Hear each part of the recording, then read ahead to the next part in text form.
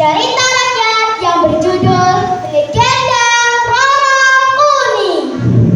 Alkisah, pada zaman dahulu ada sebuah kerajaan Kediri. Rajanya bernama Lembu Aminseno atau yang dikenal dengan nama Lembu Ambilurun.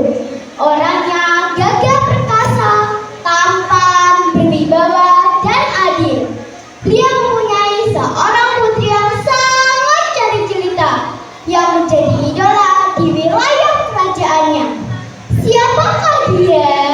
Dia adalah Dewi Skartaji. Namun sayangnya Dewi Skartaji mempunyai penyakit yang aneh selama hidupnya. Dia tidak pernah berhenti mengisolasi sehingga berbau amis.